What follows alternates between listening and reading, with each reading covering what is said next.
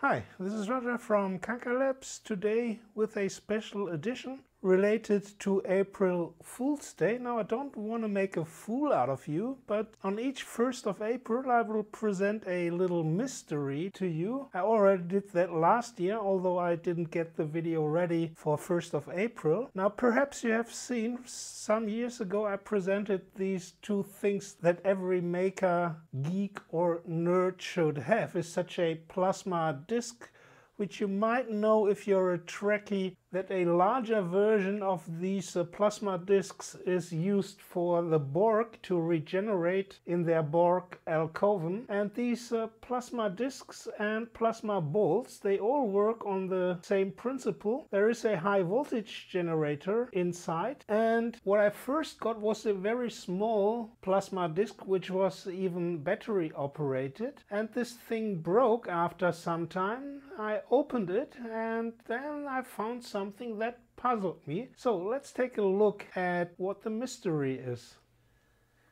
So this is how the small plasma disc looks when it's torn apart. You have a little PCB. I even reverse engineered, or to be honest, I did have an intern reverse engineer the circuit. And there's even a little microphone, because this thing can be switched to being sound controlled, the intensity of the streaks in the plasma disc. And I thought first when I disassembled it, oh, it must be easy to repair, perhaps a transistor is broken. And I thought, well, there are 3 wires coming out of the plasma discs, and one must be the anode, one must be the cathode. But when I investigated the circuit, it was running perfectly. The high voltage was present, and when I measured, then I thought perhaps one of the wires was broken. But when I measured it with a continuity tester, let's repeat this here. Damn reflections here. So I can't get this much better, so that shall do it. And let's do a continuity test. And all the 3 wires are connected to each other, so there is no anode or cathode. There is only a single signal going from the circuit into the plasma disc. And that made me a little bit scratch my head. And if we look at the circuit diagram, except for the microphone amplifier, you have a little oscillator together with the transformer. Let's see if we can find it. Where's the... I think I've already... we have reused the transformer in one of Burkhard Keinka's hobbies, building Geiger counters, and this was the original transformer for the high voltage generation, here put to a better use in a Geiger counter. And well, you can see there is only a single signal, a single wire going to the plasma disc. And the first thing that I learned in school about electrics and electronics was, for current to flow, the circuit has to be closed. That's why it's called a circuit. But when only one wire goes to the, where is it? Goes to the plasma disc, how can current flow? And in the plasma disc you can see the current flow. I thought, well, it goes from the middle, where the main anode or cathode is connected.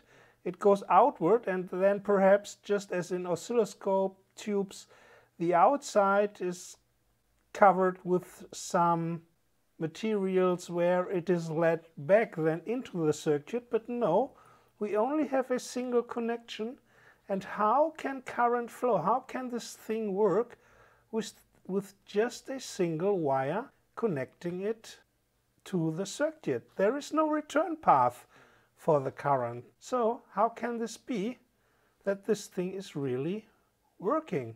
And we have seen that it does work. And the same is true With the plasma disc, we will, in the follow-up video where I'll explain how this is possible, we'll take apart the large plasma disc and the large plasma ball just to see what's inside with the electronics. And there we will also see that there is only a single connection to the plasma disc and plasma ball and no return path. And in the follow-up video I'll also smash or try to smash this broken plasma disc. Obviously the vacuum seal probably isn't gas tight anymore, so air has leaked into it and then it doesn't work anymore because there must be a vacuum inside to operate correctly. And what interests me with these plasma discs is how do they manage to get the green color? Because in the plasma ball, the somewhat pink and violet plasma streaks, that's of course the ionized gas inside, which emits these colors. But how do they manage to get this green color here? And I'm interested in the material that they're using. Perhaps we can find out something about that when we get inside, when we smash this. Although this is quite thick glass, I don't know if a hammer is really enough to shatter this to pieces. So if you know the answer, please do not post it in the comments.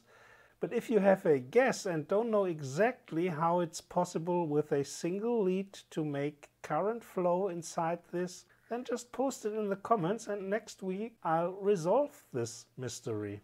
So thanks for watching. Until next time, bye from Roger, bye from Kanka Labs.